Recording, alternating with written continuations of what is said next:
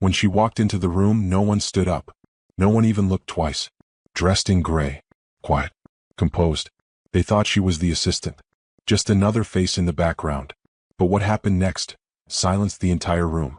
This is not just a story about business. It's not even just about race or gender. It's about the power of being underestimated and the quiet revolution of leading without changing who you are. Stay with us as we follow the incredible journey of Ava Rose, a modest black woman who defied every expectation and became the CEO of a failing company and changed everything. If stories like this inspire you, go ahead and hit that like button. And if you believe the world needs more leadership like Ava's, graceful, strong, and grounded, make sure to subscribe for more powerful narratives just like this one. We'd love to hear your thoughts. Drop a comment below. What would you have done if you were in Ava's shoes? Now, let's begin the story of a woman who didn't demand the spotlight. She simply earned it. In the heart of California's corporate battlefield, a modestly dressed black woman walks into a room where every eye sees her as an assistant, not a leader. But Ava Duclair is no stranger to being underestimated. A brilliant entrepreneur with a quiet storm beneath her calm, she has just been appointed CEO of Harlow Tech, a once mighty company now on the edge of collapse. As she faces silent doubt, whispered sabotage, and open resistance from a boardroom of powerful men, Ava does not fight for approval. She rebuilds the company from the ground up, turning suspicion into strategy and silence into strength. This is a story of presence, power, and persistence. Of how a woman reshapes not just a business, but the culture that tried to erase her. Every chapter peels back the layers of corporate tension and quiet revolution, leading to a reckoning no one saw coming. Stay with her. Because the real power isn't in who walks into the room. It's in who redesigns the table. Disclaimer. This story is a work of fiction. Any resemblance to actual persons, living or dead, or real events is purely coincidental. The characters, dialogue, and scenarios have been created solely for the purpose of delivering moral lessons, inspiration, and motivation. The content is intended for educational and storytelling purposes only. Viewer discretion is advised for those interpreting the themes in real-world contexts. Thank you for watching and supporting content that empowers reflection, learning, and growth. The glass doors to the top floor of Harlow Tech hissed open with a soft pneumatic sigh, but no one looked up. The boardroom was already half full with polished executives in tailored suits, each absorbed in the glow of their tablets and murmured side conversations. Sunlight streamed in through tall windows behind them, casting sharp angles of light across the expansive table. Outside, the skyline of downtown Los Angeles burned gold in the early morning haze. Ava Duclair stepped inside with the quiet ease of someone who had been here before but was never expected. Her heels made no sound against the marbled floor. Her suit was navy blue, precisely tailored but conservative. The hem of her skirt grazed just below the knee. A silk scarf looped around her neck, ivory against deep brown skin, elegant and understated. No jewelry clinked when she moved. No perfume announced her presence. She was a whisper in a room that had only ever listened to thunder. To the men seated at the table, she was just another assistant. A note-taker. A scheduler. One of those background people you don't need to remember the name of. Maybe she was late setting up the coffee. A man in his late 50s, hair white and face ruddy with old power, glanced her way and tilted his chin toward the cart in the corner. "We're out of espresso," he muttered, barely audible. Ava offered no reply. She simply walked to the head of the table, placed her leather case on the chair, and slid it open. She withdrew a thin laptop, her fingers moving with practiced efficiency, and then stood still, watching, waiting. A woman entered next. Asian American, sharply dressed, with a piercing gaze and no time for small talk. Eleanor Kim. The only person in the room who knew who Ava truly was. She walked straight to the front, cleared her throat, and tapped a silver pen lightly against the table. "Let's begin," Eleanor said. The murmurs died. The shifting of chairs. The swipes across glass screens. All movement ceased. "I'd like to introduce our new CEO, Ava Duclair." A hush fell so quickly it was as if someone had shut off the power. 7 men looked up at once. 3 of them blinked. 1 removed his glasses as if they had deceived him. 2 more exchanged glances, the kind that carried the weight of unwritten rules being broken. Richard Denning, the man with the espresso request, gave a short laugh, tight and confused. "I'm sorry, this is a joke, right?" Eleanor's face didn't move. "This is not a joke." Ava didn't need to raise her voice. She didn't need to take a single step forward. She simply met their eyes. "Good morning," she said. "You've read my resume, I assume." If not, don't worry. I'm here to write the next chapter. A beat of silence. Then another. Ava sat, opened her laptop, and the screen cast a soft light over her features. The board members followed, unsure, slowly sitting back into their chairs. The moment was irreversible. The room belonged to her now. But that didn't mean it would be easy. Outside, a siren wailed somewhere far below in the city. Inside, the temperature of the boardroom had shifted. It was no longer just the air conditioning that chilled the skin, it was the sense that the old rules had been rewritten, and none of the old players had the pen. Ava's fingers hovered above the keys, then settled. The company is bleeding money, she began. Your last product launch cost $8 million and returned $0. You've lost client trust, media favor, and nearly half your value on the stock market. But you already know that. What you don't know is how we're going to survive it. Her words were clean, direct. Not a single one wasted. She looked up again. I do.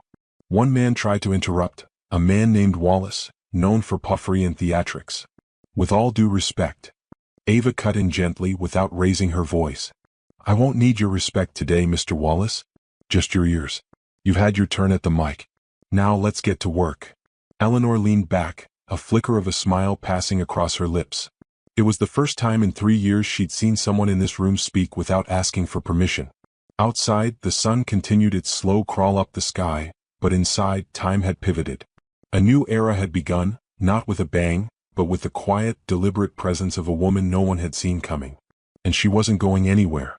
The morning after her first boardroom appearance, Ava Sinclair stood before the floor-to-ceiling windows of her corner office. The sky beyond was streaked with muted blues and soft amber, the sun not yet high enough to cast harsh light across the steel skeletons of downtown Los Angeles. Harlow Tech's tower loomed above the city like an old promise, one that had been broken too many times. She sipped her tea slowly, the ceramic warm between her palms. Her modest attire today was a charcoal gray suit with a simple blouse beneath. No one had asked about her fashion choices, but she had seen the glances. She wasn't there to impress anyone. She was there to restore order.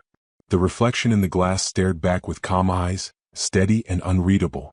But within her, the echoes of Oakland stirred like an old wind. Ava had never forgotten where she came from. On the corner of 98th and MacArthur, long before she could afford a suit or even dream of walking into a skyscraper with her name on a brass plaque, Ava lived in a 2-bedroom apartment with her mother and younger brother.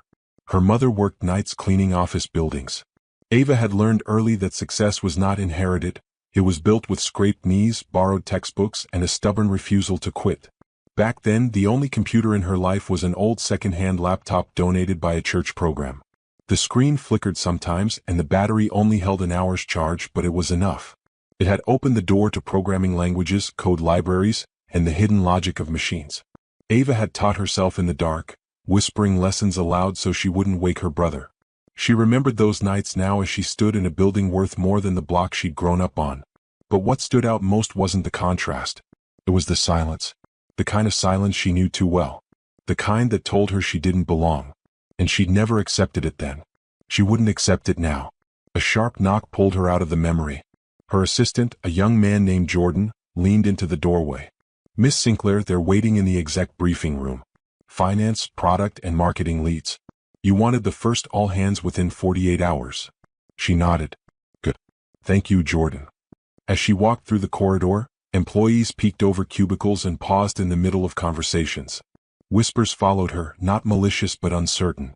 She felt it like static in the air, the way her modest presence disrupted the expectations of this tower. She did not stride. She did not command attention. And yet, the gravity around her was unmistakable. The briefing room buzzed with light conversation when she entered. Laughter, banter, the usual exchange of corporate pleasantries. But when she stepped inside, all sounds softened. Chairs scraped against the floor as the department heads turned to face her. Ava moved to the front of the room. She didn't speak immediately. She let the quiet settle again, not as a weapon, but as preparation. Then she spoke. This isn't a speech, she began. This is a reckoning. Her voice carried like a note across water. Come. Even. Unafraid. You've been bleeding talent. You've been hemorrhaging trust. You've been building products without people in mind and selling futures based on the past. I'm not interested in tradition. I'm here to rebuild from the foundation up. A man from product raised a hand. With respect, Miss Sinclair, we've had leadership changes before. It's always talk. What makes this any different? Ava didn't flinch. I don't need to be different, she said. I need to be effective. She clicked a button. The projector hummed to life, casting a spreadsheet of terrifying honesty across the wall. Losses. Market share decline. Failing ad campaigns. Lawsuits pending. Then she moved to the next slide. A roadmap, she said. 3 phases. 6 months. It's already begun. Heads tilted. Eyes narrowed. Curiosity replaced skepticism. And then came the third slide. An entirely new product line. One that had been in secret development under her private consultancy for the past year. A line that, if adopted, could pivot Harlow Tech into the health and wellness sector with artificial intelligence and biometric devices already FDA cleared. This isn't a concept, Ava said. This is real. And it's ours now. The room shifted. Posture straightened. Murmurs began again, but this time laced with a cautious kind of awe. I'm not asking for your buy-in, she continued. I'm giving you your first success. All I need now is your discipline. She closed the presentation. The light dimmed again, and for a long second no one said a word. Then one voice. A woman from finance. You just saved us a year of research. Another from marketing. And millions in R&D. Ava nodded, her tone even. That's what leadership is. Not waiting. Doing. As she stepped out of the room, Jordan met her in the hall. You have everyone talking, he said. Good, Ava replied. Let them talk. Just make sure they start listening too. She walked past the rows of glass-walled offices and polished steel. She could feel the building watching her, weighing her. But she had already carried heavier burdens than this. Oakland had taught her how to fight in silence. Now she would win the same way. The board reconvened on the third Thursday of the quarter, less than a week after Ava had introduced her 3-phase recovery plan. The same table, the same seats, but the air in the room was charged with something new. Unease, curiosity. For some, a challenge. And for others, a quiet dread. Ava arrived 5 minutes early, as she always did, and took her place at the head of the table. Her outfit was simple again, a dark green blouse with subtle pleats tucked into a black skirt, no designer logos, no bold prints. She opened her laptop, pulled a small notepad from her case, and looked up as the rest filtered in. Richard Denning entered last, his shoulders square, his expression unreadable. He was a legacy figure at Harlow Tech, brought in through old ties and older deals. He had weathered 3 CEOs, each more temporary than the last. To him, Ava was a passing trend in a world that never stayed changed for long. He didn't sit. He stood near the windows, arms crossed, his voice cutting through the murmurs with effortless authority. We need to discuss the board's role in executive decisions going forward. Ava looked at him calmly.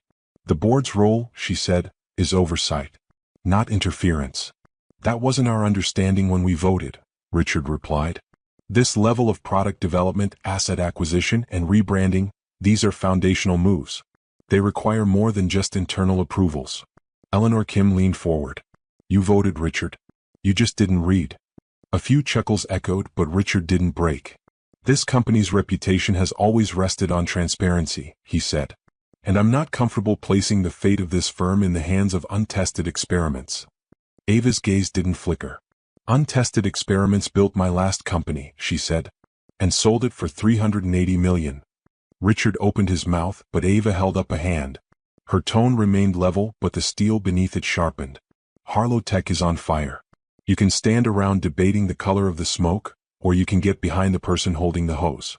Silence again. It came easily around her now. Not from fear. From the certainty that she was not bluffing. She turned toward the screen where a timeline glowed softly. The rebrand launches in 60 days. The new division goes public in 4 months. We've already begun recruitment, and we're in talks with 3 major hospitals to pilot the biometric wearables. What we need now isn't consensus. It's momentum. She sat back and folded her hands. If anyone finds that uncomfortable, she continued, you're free to excuse yourself from future meetings. Your shares will remain intact. But your voice won't be part of the rebuild. Eleanor almost smiled again. The meeting adjourned 30 minutes later. No one left early. But the resistance didn't end at the boardroom door. It simmered beneath the surface. Whispers about Ava's leadership style, murmurs about her tone, casual critiques about how she doesn't quite mesh with the company culture. Some employees claimed she was too cold. Others said she was too quiet. No one accused her of being unqualified. They didn't dare. Her record made that impossible. But in private, the bias emerged in safer forms. In the way some executives offered their advice uninvited. In how others avoided saying her name when discussing progress. In the late-night calls Eleanor received from investors asking if Ava was really the best fit for a company with Harlow's legacy. Eleanor always replied the same way. Harlow's legacy is what got us into this mess. Ava's the legacy we need now. Downstairs, the new product division was taking shape in an old storage wing converted into an innovation lab. Ava visited often. She walked the floor, observed the engineers, asked questions that made junior developers blush and senior ones pause. She didn't hover. She didn't micromanage. But she watched. And when she gave feedback, it came in tight, meaningful bursts that shifted entire projects by a single comment. She spoke with a black engineer named Isaiah one afternoon as he reviewed prototypes for the biometric sensors. They think it's too ambitious, he said. What we're trying to build. The seamless interface. The predictive alerts. Ava nodded. They said the same thing about satellites once. He smiled faintly, understanding. It wasn't encouragement she gave. It was clarity. I don't need them to believe it yet, she said. I just need them to watch it work. Later that evening she returned to her office, long after most had gone home. The skyline was dark now, glittering with distant lights. She pulled up a private file on her laptop. A personal timeline. Not for the company. For herself. It included the first cracks in the internal resistance. It included names. Not to retaliate, but to remember. Because Ava knew this game better than anyone. It wasn't played on a single field. It unfolded in shadows. In smiles. Inside deals. In silence. But she had grown up in silence. And she had learned how to make it speak. The invitations went out quietly, worded with care. A private executive dinner, off-site, no media, no assistants, no press releases. Just the core decision makers. A chance to align vision, as the email said. No one declined.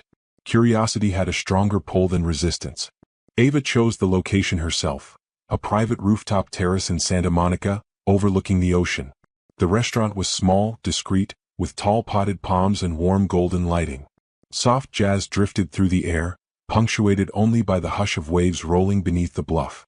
It was elegance without extravagance. A place meant for truth, not theater. She arrived early as always, dressed in a dove gray dress that brushed her ankles, sleeves long, neckline high. Modest. Always modest. She wore her natural curls pulled back into a low twist. A single ring on her hand. Simple earrings. She wasn't here to dazzle. She was here to command. When the executives arrived, they hesitated. There was no formal seating chart, no name cards, just a long table set under soft lights and open sky. One by one they took their places, unsure whether to joke, to charm, to compete. Ava sat at the head. She waited until the first drinks were poured before she spoke. You don't have to like me, she began, voice even, no smile. But you will respect the work. Forks paused. Glasses stilled in midair. She continued. I'm not a traditional CEO. I won't flatter shareholders or cover losses with borrowed time. I don't believe in staying the course when the ship is sinking. She let the words breathe, let them settle into the space between clinking ice and silent nods. What I do believe in, she said, is fixing what you've all been afraid to face. She reached into her leather folder and pulled out a stack of printouts. Graphs, charts, product forecasts, employee attrition reports, market shifts. Most of them looked familiar. But not in this format. These weren't sanitized decks passed between departments. These were raw, annotated, studied. She passed them down both sides of the table. These, she said, are not accusations. They're reflections. I need you to see yourselves. All of us. What we've done. What we've ignored. What we've enabled. She looked around the table, one face at a time. You were chosen because you're the best at what you do. But none of that matters if we continue leading from fear. From habit. From entitlement. Richard Denning cleared his throat. You're asking us to undo decades of operations. I'm not asking, Ava cut in gently but without apology. I'm already doing it. She gestured to the folders. This isn't theory. Phase 1 is already in motion. Phase 2 is funded. And Phase 3 will only work if you stop holding the past like a badge. Silence fell again. But this time it didn't feel like resistance. It felt like something was cracking. Someone passed her a question about employee equity. Another asked about her plan for talent retention. Then came questions about international expansion, healthcare partnerships, global logistics. The tide was shifting. They weren't interrogating her anymore. They were leaning in. Eleanor Kim, quiet until now, finally spoke. I've worked with men who bragged louder than they built. Ava builds first. That's what you're seeing. A few nodded. Some still hesitated. But Ava wasn't trying to win them all. She just needed enough of them to move. She finished her drink. A clear, chilled tea. No alcohol. She never drank at these things. And then she stood. You've all had seats at this table for a long time, she said. But tonight was the first time it belonged to all of us. If you're not ready to change with it, then this is your last dinner. She didn't wait for applause. Didn't look for validation. She left before dessert. Downstairs, her car waited under the halo of a street lamp. Jordan stood by the passenger side, holding her coat. You look calm, he said, handing it to her. I am, Ava said. They didn't see you coming? She smiled faintly as she slid into the back seat. No, she murmured. But now they can't look away. As the car pulled away from the ocean, the lights of the city grew sharper, each one a marker on the road she was paving. She had spent her life earning her place at this table, not just as a leader but as a disruptor. And now, there was no seat more powerful than the one she had made for herself. The next morning, Ava sat across from her legal advisor in a glass-walled conference room, tucked into the quieter west wing of the building. The walls were lined with brushed oak panels, a soft nod to calm, though nothing about the discussion was calm. Her advisor, Camille Graves, was in her early 50s, sharply dressed in navy and bone white. A woman with the kind of presence that silenced rooms before she even spoke. Camille didn't waste time on sentiment. She carried herself like a woman who had seen every flavor of betrayal and could name them in alphabetical order. There's a leak, Camille said, her voice low. Ava didn't blink. How bad? Camille slid a folder across the table. Inside were screenshots, emails, redacted memos. Not from press. From inside. It's not media yet, Camille said. But someone's talking to a VC firm that's historically had issues with women-led turnarounds. They're floating concerns about your leadership, positioning you as unstable, isolated, reckless. Ava closed the folder gently. They think they can drown me before I lift the ship. Camille nodded once. Or they think you'll burn out and they'll be there to pick up the pieces. Ava leaned back in her chair, her fingers steepled. They won't get the chance. She turned toward the window. Below, the city moved in slow rhythms. Cars weaving, people rushing, stories unfolding beneath the surface of each high-rise. Ava had always been able to see the patterns between the chaos. Start surveillance on outgoing communications, she said. Just metadata. No content. I want movement patterns. Camille raised an eyebrow. Looking for a mole? No, Ava said. Looking for a pattern. That afternoon, the tech lab buzzed with urgency. The biometric wearables, slim bands designed to read stress signals and predict physical burnout, had entered pre-production. The team was under pressure to deliver something nearly flawless. Ava walked through the lab slowly, scanning each station. She paused beside Isaiah, who was testing sensor lag on one of the prototypes. People are betting on us to fail, she said softly, watching the code scroll across the screen. Isaiah glanced up. They always do. But this time, she continued, they're trying to write the ending before we even finish the blueprint. He frowned. You think it's internal? Ava didn't answer. She didn't need to. Just then, Jordan rushed in with a tablet in hand. You need to see this. She followed him into a small conference room. He placed the tablet on the table, pulled up a video link. It was a grainy clip from a private meeting, sound only. A male voice spoke clearly. She's a figurehead. Give it 3 more months. Then we'll push the board for a buyout. Ava listened in silence. No names. But the voice was familiar. Richard. She closed the tablet gently. Jordan's mouth was tight. Want me to get Camille? Ava shook her head. No, she said quietly. I want you to schedule a surprise audit for all divisions under Richard's oversight. I want finance in the room. Compliance too. Find me an hour next week. Jordan nodded and left. Ava stayed in the room, breathing evenly. She had expected resistance. But betrayal, this early, meant one thing. She was doing something right. Later that evening, she took the elevator to the rooftop terrace. It was a quiet spot, her refuge. Wind pulled softly at her dress as she stood at the edge, looking out over the glowing sprawl of Los Angeles. The city didn't care about her past. It didn't care about the rumors or the modest clothes or the closed-door whispers about her style. The city only watched. And Ava had learned long ago how to perform without begging for applause. Her phone buzzed. A message from Camille. Board emergency session requested. 24 hours. Ava stared at the screen. So they were moving faster than she thought. She smiled to herself. Not the smile of relief. The smile of a woman already 5 steps ahead. The emergency board meeting was scheduled for 7:30 sharp the next evening. The sky over downtown Los Angeles burned amber, the horizon sharp against the rising glass towers. Inside the headquarters of Harlow Tech, the air was unusually quiet, like the held breath before a storm. The conference room had been rearranged. Ava's decision. No long rectangular table. No head seat. Instead, a round table of dark walnut, with all 12 chairs equidistant from the center. Camille had smirked when Ava ordered the change. "You're resetting the tone," she had said. "I'm erasing the throne," Ava replied. By 6:45 the directors began to arrive. Some came alone. Some came in pairs, muttering in low voices. Richard was among the last, his gait measured, jaw tight. His expression unreadable. He greeted no one. Ava was already there, sitting near one of the tall windows, a legal pad in front of her, her face calm. She wore a midnight blue blouse and a tailored skirt, again without pattern or embellishment. Just presence. That was always enough. When the clock struck 7:30, Camille entered, placed a sealed folder before Ava, then took her place by the wall. The room quieted. Ava stood. "No agenda tonight," she said. "No pitch decks. Just clarity." She stepped to the center of the room and looked each member in the eye.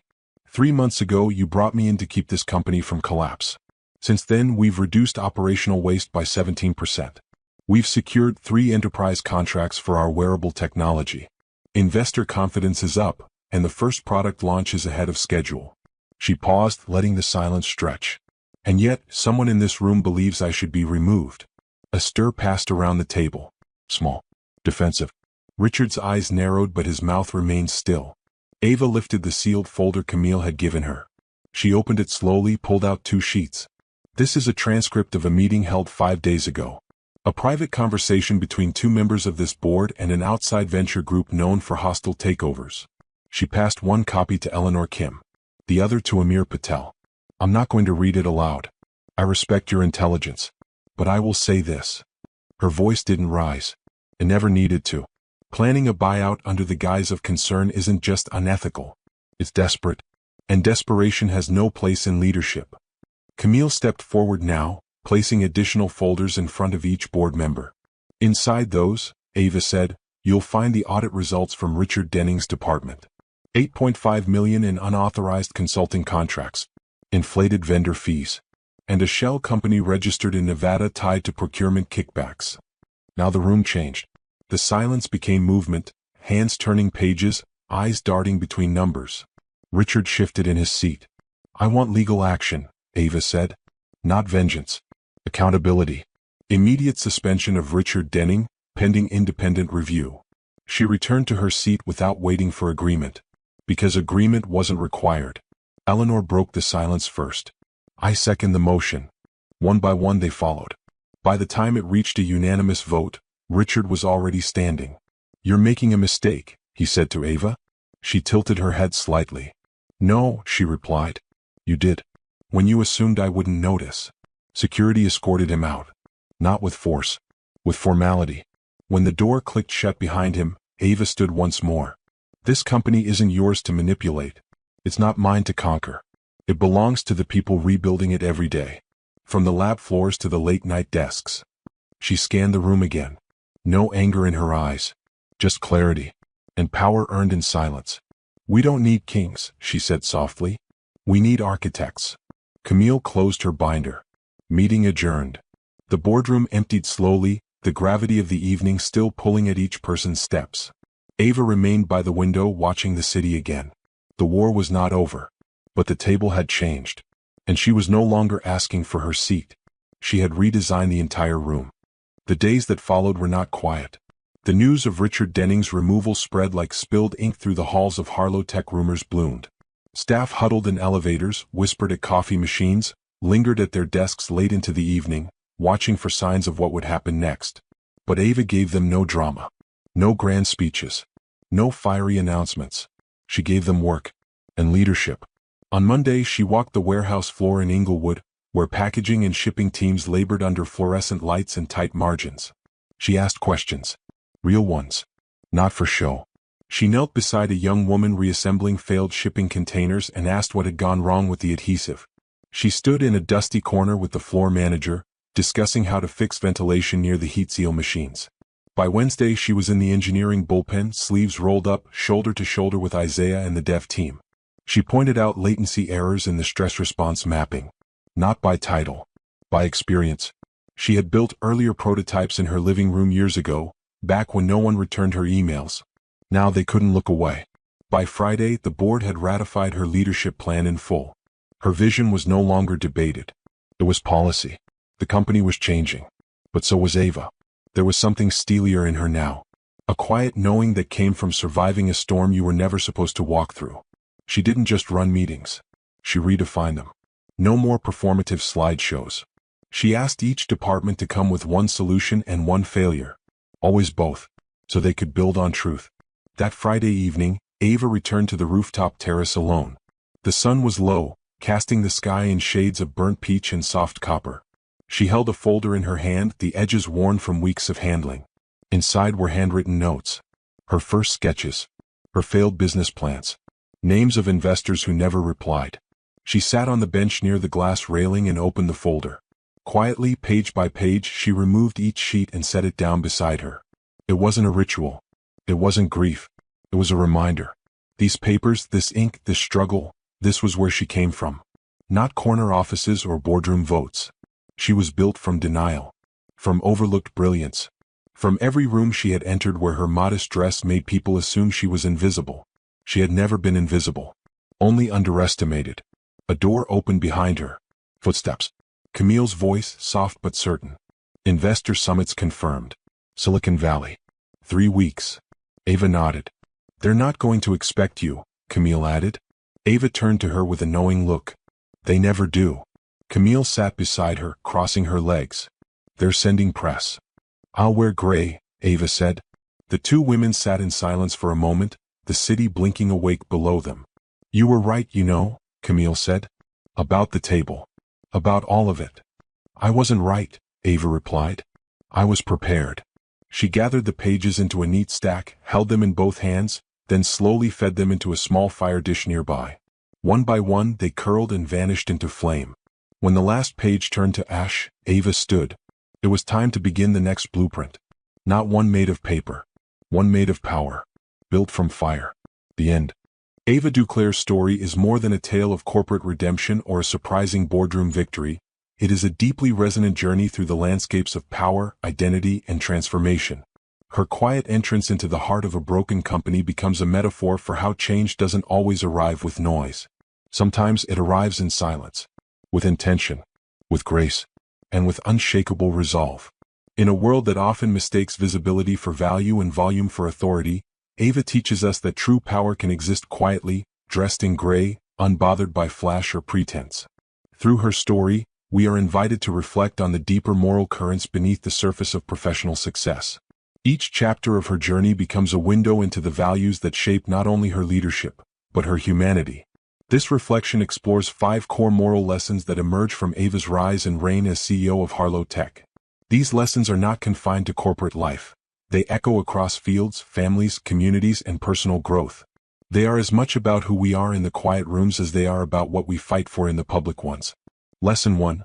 Never underestimate the power of the quiet one. At the heart of the story lies one undeniable truth. Ava Duclair is repeatedly underestimated. From the moment she enters the boardroom, her modest attire, composed demeanor, and soft presence become camouflage in a culture that worships bravado.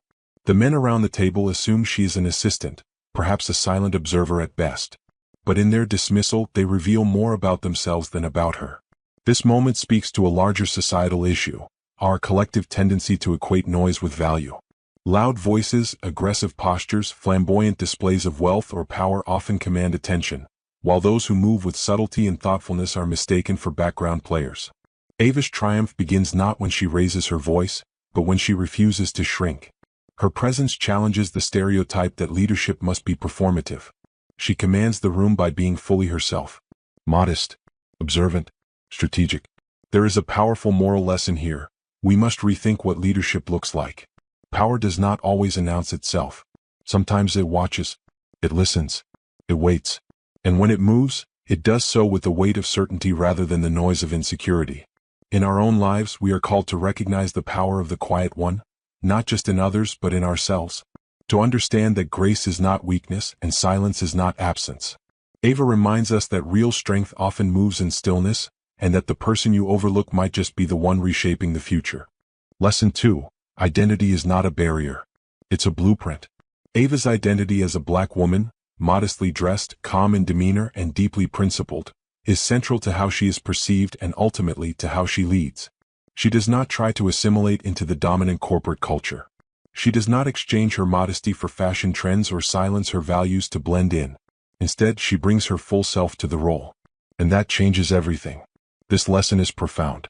Too often, individuals from underrepresented backgrounds are encouraged to tone down parts of themselves in order to be accepted. Whether through speech, attire, behavior, or cultural expression, the message is often implicit. Be less of who you are in order to survive where you don't belong. But Ava reverses that narrative. Her success is not in spite of her identity. It is because of it. Her lived experiences sharpen her insight. Her humility anchors her decisions. Her awareness of being doubted becomes fuel, not for revenge but for excellence. This is a moral call to embrace authenticity as power. In our families, careers, and communities, we must stop treating identity as something to overcome. It is not a hindrance. It is a blueprint, a map of our resilience, our roots, and our rhythm. Ava leads without apologizing for where she comes from or who she is. And in doing so, she creates a new archetype of leadership that doesn't ask others to conform, but invites them to expand. Lesson 3. The measure of leadership is in the people you uplift. From the moment she accepts her role as CEO, Ava shifts the focus of Harlow Tech. Not just from profit margins to innovation but from hierarchy to humanity. She walks the warehouse floors. She listens to floor managers. She rolls up her sleeves in the engineering lab. She sits beside coders, not above them. Her leadership isn't performative, it's participatory. This is a sharp contrast to the corporate culture she inherited. A culture of isolation, ego, and detachment from the realities of workers on the ground. By engaging with every level of the company, Ava redefines what it means to lead. The moral lesson here is clear. The best leaders don't rise above, they rise beside. They do not measure their success by how far they've climbed, but by how many people they've brought with them. Ava's reforms weren't just about efficiency or profitability. They were about dignity. She removed the symbolic throne from the boardroom and replaced it with a round table. She asked every team to present both solutions and failures, breaking the illusion of perfection that paralyzes innovation. In our own lives, whether we are managers, mentors, parents, teachers, or friends, we are called to examine how we use our influence. Do we hoard it or do we share it? Do we command from above or connect from within? True leadership, Ava reminds us, is not about commanding attention. It's about building trust. Lesson 4. Integrity will always outlast manipulation. One of the most striking moments in Ava's journey is the quiet but devastating exposure of Richard Denning's misconduct. While others played games behind closed doors, planting seeds of doubt, undermining Ava's authority, and plotting a hostile buyout, she responded not with vengeance, but with precision. She didn't leak memos or seek allies through gossip. She gathered facts, verified them. And when the time came, she laid out the truth with dignity and clarity. In front of the very men who once dismissed her, she exposed the rot within the system, not with spectacle but with irrefutable evidence. This moment illustrates a timeless moral truth. Integrity outlasts manipulation. In a world that often rewards cunning over character, Ava's example is both sobering and inspiring. She doesn't play dirty even when she has every reason to. Her restraint is not weakness. It is moral strength. She trusts in the long arc of truth, even when the immediate path is steep and cruel. Richard's downfall doesn't come at the hands of a rival who stoops to his level. It comes through the patient, principled actions of someone who never did. Ava holds herself, and the company, to a higher standard. She reclaims justice not for revenge, but to protect the culture she is building. This speaks volumes in any setting: business, family, community, or personal conflict. The lesson here is that character is not tested in comfort. It is tested in confrontation. And Ava passes the test with grace. When we are wronged, the temptation to respond in kind can be overwhelming. But this story reminds us that justice rooted in truth will always endure longer than the shortcuts of manipulation. Lesson 5. Redesigning the table is more powerful than fighting for a seat. The image of Ava entering the boardroom is unforgettable. She is misidentified, ignored, and dismissed. And yet, by the end of her arc, she does not just sit at the table. She transforms it, literally and symbolically. She replaces the traditional rectangular table, where hierarchy is carved into the very shape of the furniture, with a round table.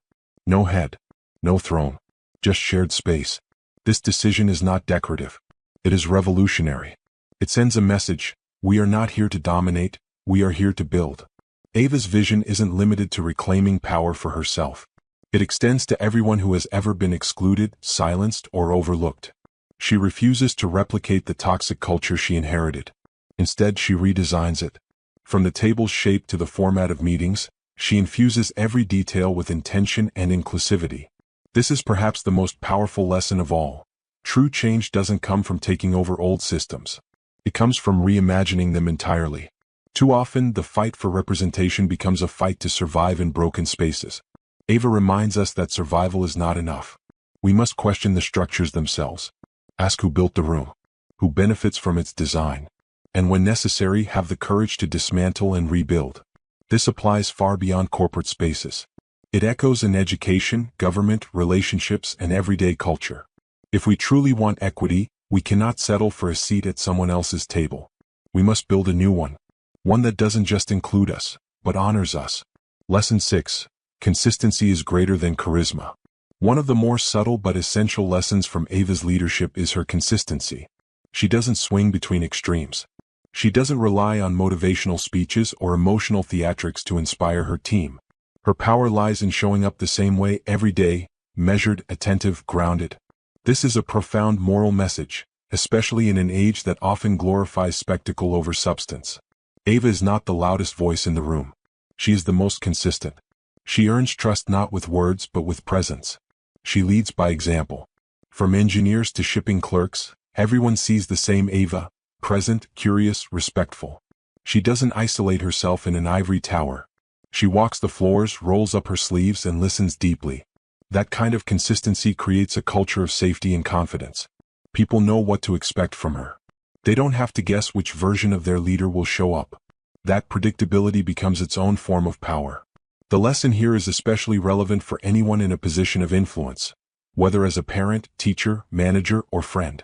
Charisma might get people to follow you once, but consistency is what makes them stay. True leadership is not found in a single moment of brilliance, but in the quiet discipline of daily presence. Lesson 7. When you lead with purpose, you leave a legacy. By the end of the story, Ava has done more than stabilize a failing company. She has transformed its culture, reshaped its vision, and set a new standard for what leadership looks like. But perhaps her greatest success is the invisible legacy she leaves behind. It's in the engineer who now speaks up in meetings, in the assistant who realizes she is seen, in the factory worker who knows the CEO has walked his floor, in Camille, who finds her own voice sharpened and steadier alongside Ava's example. This kind of legacy isn't measured in profits or press releases. It's measured in the quiet confidence of those once overlooked, in the strength of a new culture, in the ripple effects of inclusion and dignity. Ava's leadership does not burn hot and fade. It spreads quietly, like roots, like architecture beneath the surface. She builds a structure that will outlast her presence. This final lesson is a powerful reminder. Leadership is not about being remembered. It's about what you leave standing after you're gone. A true legacy is not built from ego. It's built from purpose. Lesson 8. You can be both modest and commanding. From the beginning of Ava's journey, her appearance becomes a silent battlefield. Her modest attire, a simple gray blouse, flowing skirt, low heels, and natural hair tucked back, makes others underestimate her. In a world obsessed with flashy authority, Ava's modesty is mistaken for meekness. But she never changes. And more importantly, she never needs to. This is a crucial moral lesson. You do not have to betray yourself to be powerful. Modesty, in the context of this story, goes far beyond fashion. It is a posture of humility, a commitment to inner clarity rather than outer display. Ava's presence is not driven by a desire to be admired. It is rooted in a desire to be effective. She teaches us that modesty and authority are not opposites. They are partners. She commands not with spectacle but with truth. not with dominance but with direction. Her style becomes her strength, not because it conforms, but because it stands unwavering in the face of pressure. This is a message that extends far beyond gender or race. In every arena of life, we are told to exaggerate, to perform, to dazzle. But Ava's presence is a reminder that you don't need to outshine everyone else. You just need to outstand, to remain grounded, thoughtful, and firm in who you are.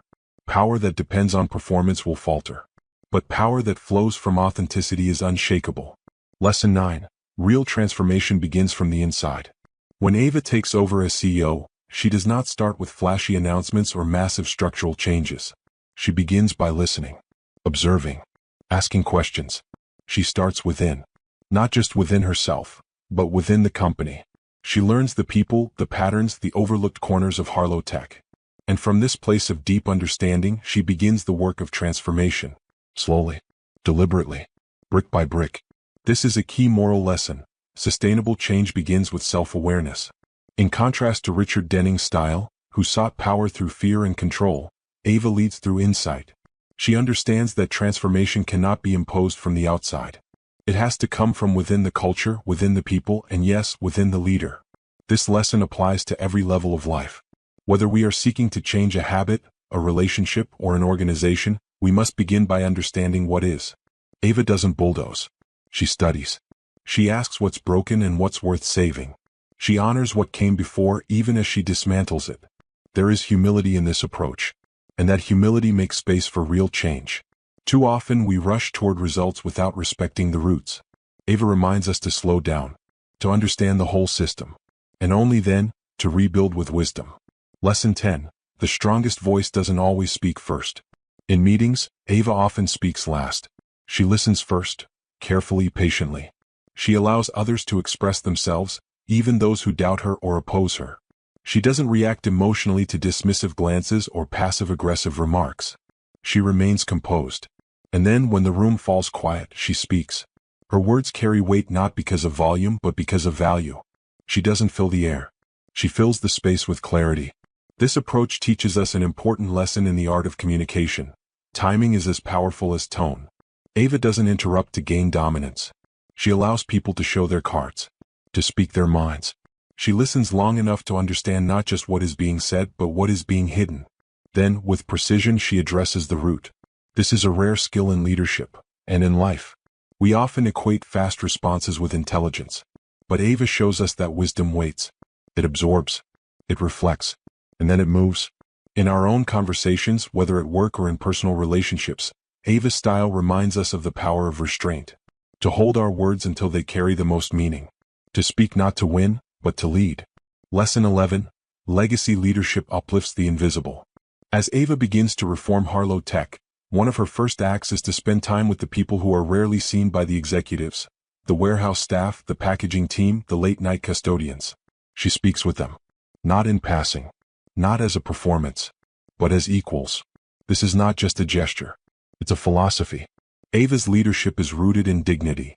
She understands that those who are often invisible within an institution are the ones who carry its weight.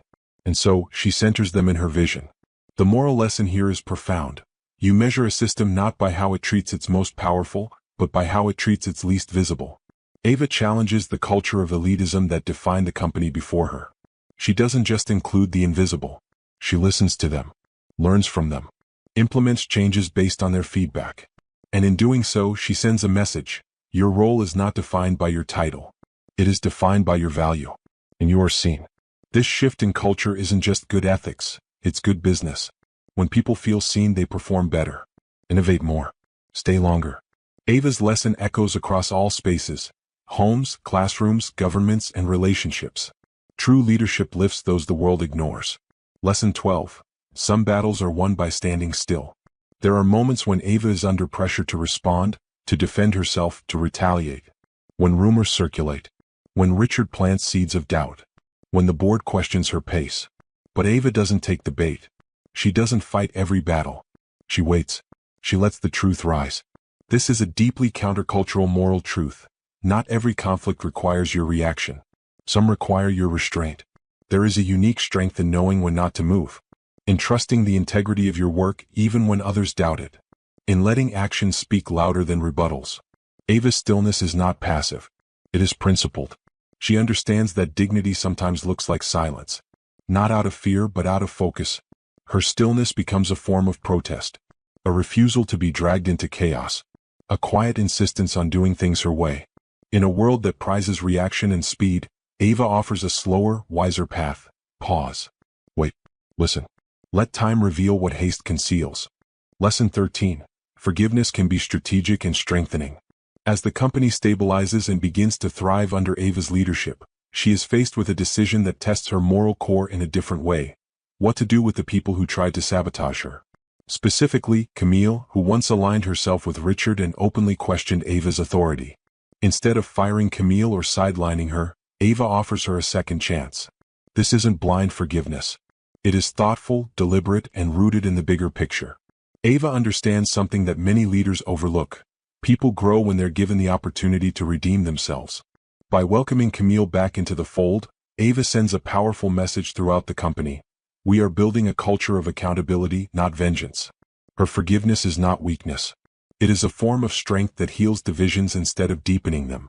This lesson applies broadly in life. In our families, friendships, and communities, we often mistake forgiveness for surrender. But Ava shows us that forgiveness can be strategic. It can stabilize relationships, preserve talent, and ultimately make a system more humane.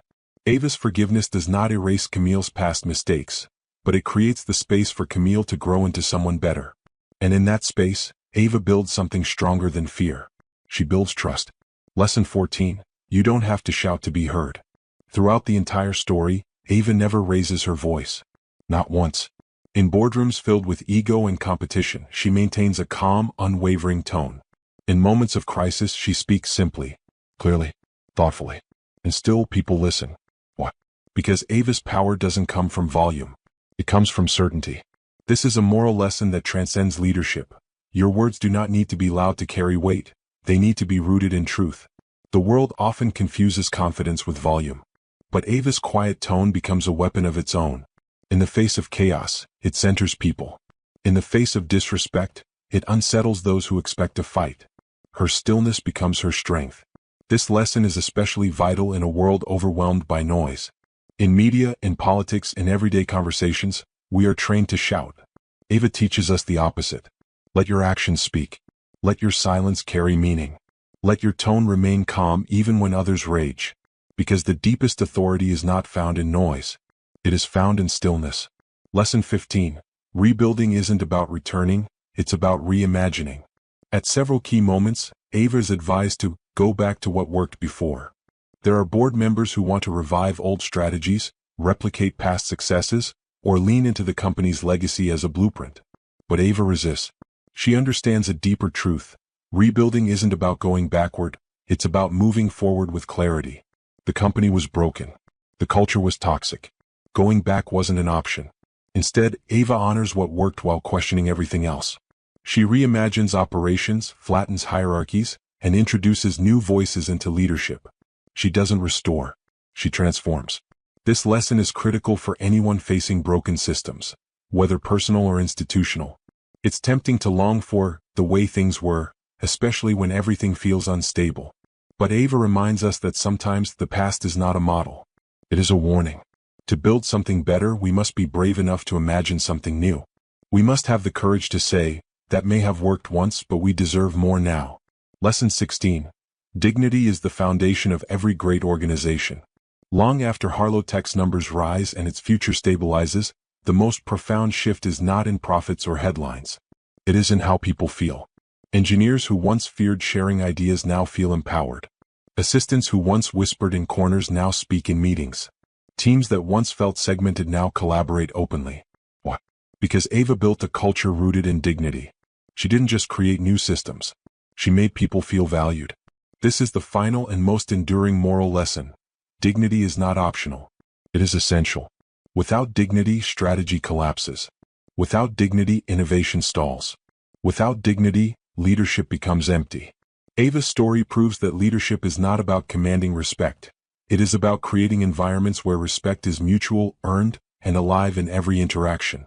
When people feel seen, they rise. When they are honored, they contribute. And when they are treated with dignity, they stay. Ava didn't just save a company. She gave its people back their voices, their purpose, their pride. And in doing so, she redefined success, not as dominance but as elevation, not as profit but as people. Conclusion: a story that builds a new blueprint. Ava's journey is more than a personal triumph. It is a moral framework, a quiet revolution in how we understand leadership, identity, and transformation.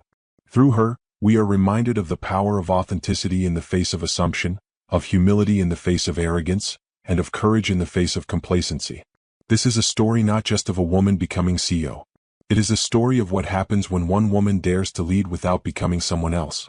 It is a blueprint for rebuilding, a testimony to quiet strength, a call to remember that true change doesn't begin with titles. It begins with truth. And when that truth is honored, everything else can rise.